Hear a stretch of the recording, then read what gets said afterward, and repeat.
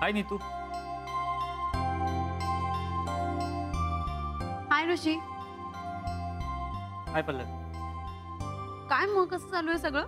All good? All well. I am so sorry. तुम्ही काही महत्वाचं कामाचं बोलताय का? रिली सॉरी.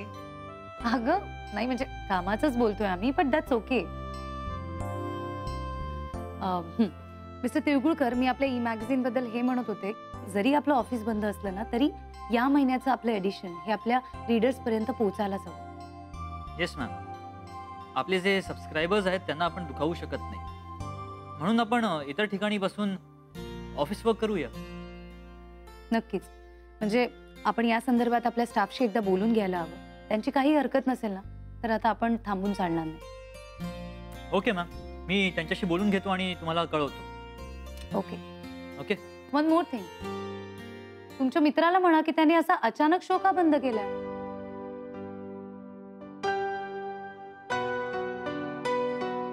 अशा प्रॉब्लेम्सच्या वेळेस त्याच्या शोची फार मदत होते, कारण तो जे काही बोलतो ना त्यामुळे प्रॉब्लेम्स असे सुटतात. It's like counselling. आणि तसंही कोणीतरी खूप मिस करतंय त्याला. हो ना नीतू?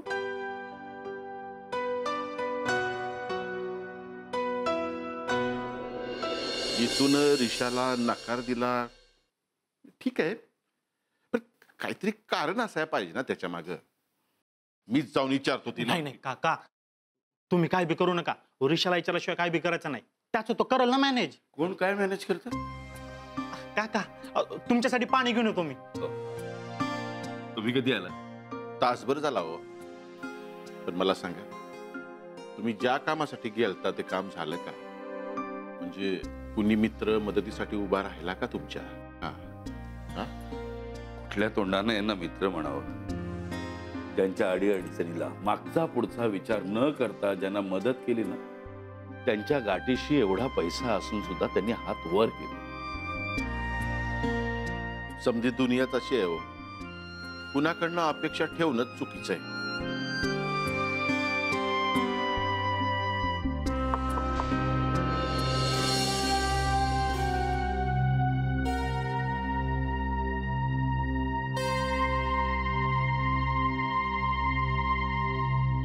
महाजन, तुम्ही या ना, बसा ना.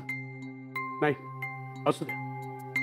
मिस्टर कामेरकर, मला जरा तुमच्याशी बोलायचं.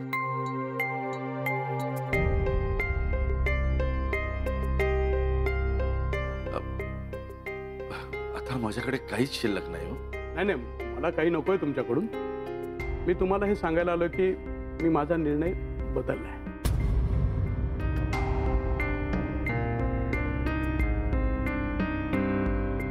तुम्ही काय बोलताय?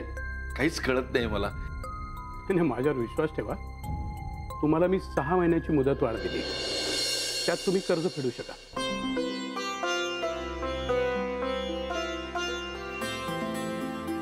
म्हणजे मला काय बोलावं काहीच कळत नाहीये.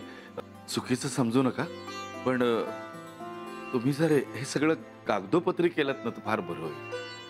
ओ ठीक आहे, मी सर्व कागदपत्र तयार करतो आणि तुम्हाला कळवतो.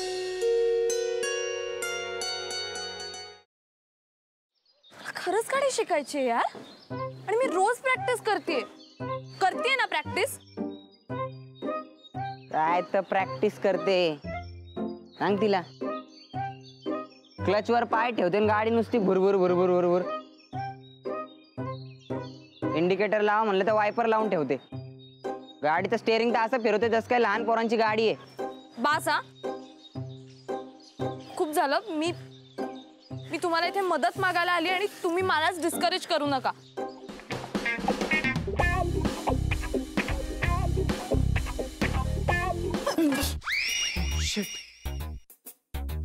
तू पण इथे लपलीस? हो, मी काही पाल नाहीये भिंतीला चिकटून राहिला. What are you kidding me? अशा सिच्युएशनला तुला विनोद सुचू शकतो? कसं असतं ना, अशी सिच्युएशन आली की आपल्याला टेन्शन येतं आणि मग ते टेन्शन घालवण्यासाठी विनोद करणं चांगलं. व्हॉट्स इट? नाही.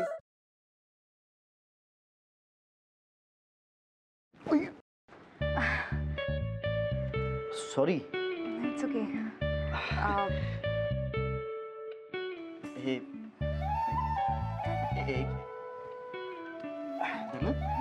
सॉरी.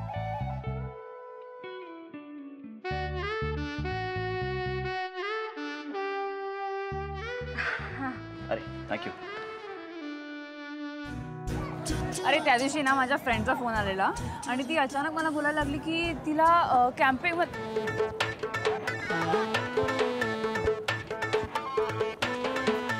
काय करतोयस? मी पळतोय. ह्याला पळणं नाही म्हणत, ह्याला जॉगिंग म्हणतात आणि ह्यांनी करून तुझी ढेरी कमी नाही होणार आहे. गपे. ह्याला पळणंच म्हणतात. मी असंच पळतो. तुला पळायचंय तर पळ.